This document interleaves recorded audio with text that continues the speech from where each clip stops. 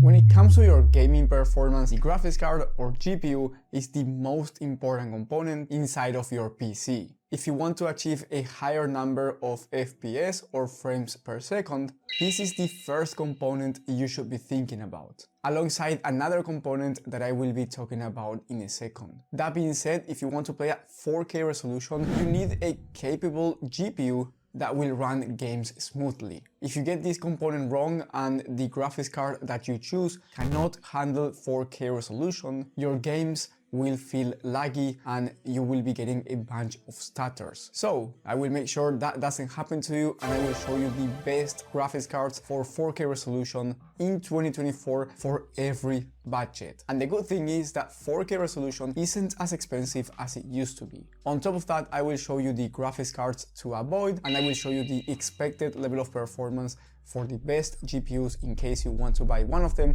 And by the way, the best 4K graphics cards will be down in the video description, so I recommend you checking the links down below. My name is Valentino, and if you find valuable information throughout this video, leave a like and subscribe. It's going to help the channel a lot. That being said, let's start. First, I will start with the graphics cards that you should avoid if you want to play at 4K resolution. Now, I want to say that in my opinion, there's no really bad graphics card, but the only bad thing about them is the price. And the first one is going to be the RTX 4070 or RTX 4070 Super. And the reason why I recommend you avoiding this one is because if you are looking for a graphics card that's good in terms of value or price to performance for 4K, you do not want to spend a kidney on your GPU. There's a graphics card out there actually quite better than this one, especially because of the VRAM. The RTX 4070 or 4070 Super has 12 gigs of VRAM, which I do not recommend for 4K resolution unless the games that you play do not require more than 12 gigs of VRAM, and if you are not going to be playing the latest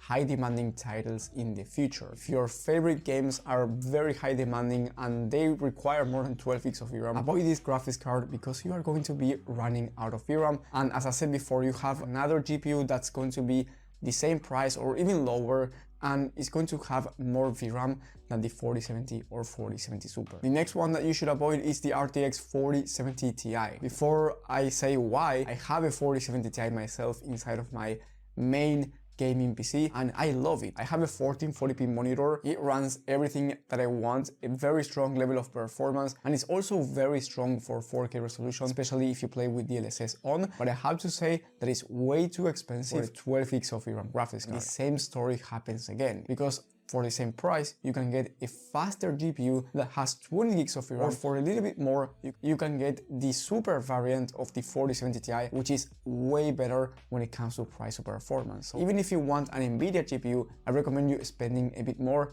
and getting the 4070 Ti Super, which I will be talking about in just a moment. And if you are considering the 4070 Ti, then actually consider the 4070 Super, because it's $130 less at the moment and it's going to give you very similar level of gaming performance. I do not see the point of buying a 4070 Ti right now unless it was $130 less at the same price as the 4070 Super. Otherwise, I wouldn't recommend you buying it, especially at 4K resolution. The next one is the RTX 4080, and the reason why I do not recommend you buying the 4080 because the 4080 Super is cheaper and it's basically the same graphics card, actually slightly faster, basically the same GPU. So if you see the 4080 on a huge deal and it's way below the RTX 4080 Super, then sure, go ahead and buy the 4080. But otherwise, most of the time the 4080 is actually more expensive than the 4080 Super, so it doesn't make any sense. And now let's go through the best 4K resolution gaming graphics cards in 2024 in my opinion, and remember that the prices and availability might be different when you're watching this one. Some of these might be more expensive or maybe cheaper, and also some of these might be out of stock. So I highly recommend you checking the links down below if you want to see the latest prices and availability, and I will be updating those links as well. And also I want to say that these graphics cards will play any game that you want at 1440p, very high FPS, and also 1080p resolution, but I do think that they are overkill for 1080p. So if you have a 1080p monitor, you can go ahead and save a lot of money. But anyway, I wanted to get that out of the way because some people do ask me if these GPUs can run 1080p or 1440p. Well, yes, of course they can, Now, if you want the cheapest 4K resolution gaming graphics card, I recommend you getting the RX 7800 XT or RX 7900 GRE. The RX 7800 XT is right now going for an insane price of $459, which is a really good price for the 7800 XT. With this one, you can achieve 57 FPS or more on average from that TechSpot review, but you will be achieving more because I do recommend you turning on FSR if you are going to be playing the latest high demanding AAA titles, and in that case you will get an average of around 70 plus FPS or even more depending on the game and depending on the exact settings. So for $459 you are getting a very complete gaming graphics card for 4K or 1440p very high FPS, and then with the 7900 GRE, and it's going to allow you to play at 60 plus FPS on average native resolution and even more with FSR, of course. Now both the GRE and the 7800 XT have 16 gigs of RAM, which is going to be ideal for 4K, and with both of them you can expect 240 plus FPS on average on esports shooters in competitive settings depending on the CPU that you have, which by the way I will be talking about CPUs right after I talk about these graphics cards. And if you want an upper mid-range GPU, I recommend you getting the RX 7900 XT or the RTX 4070 Ti Super. The RX 7900 XT is going for $689 right now, and it's going to give you a 75 plus FPS on average gaming experience, native resolution. On the TechSpot review, remember I'm talking about the most high demanding titles out there, and if you turn on FSR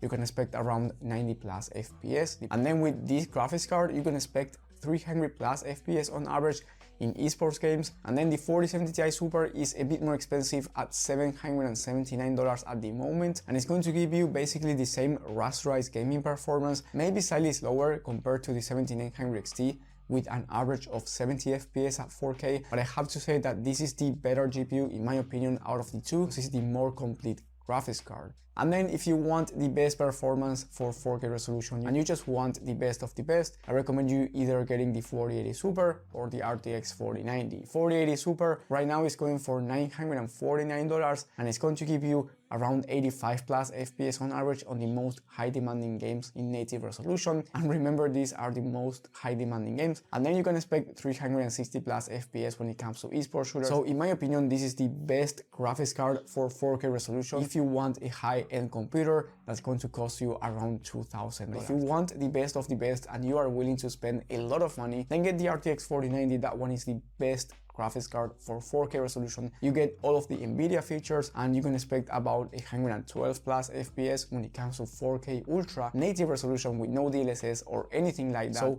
by far the best one, but it is also the most expensive one at $1,700, so very expensive. But again, if you want the best of the best, this one in my opinion is going to be the best one for you, not only for gaming but also for streaming, content creation, and anything in between. So those were the best GPUs that I have for you guys for 4K, and there are some graphics cards that are in the gray zone, which means that they are not the best, but it also means that you shouldn't avoid, because maybe one of these is actually ideal for you. So the first graphics card is the RX 6800. This one has a decent 4K level of performance and the price is actually excellent, but I would only consider this graphics card if I didn't have anything over $400 to spend on a GPU for 4K.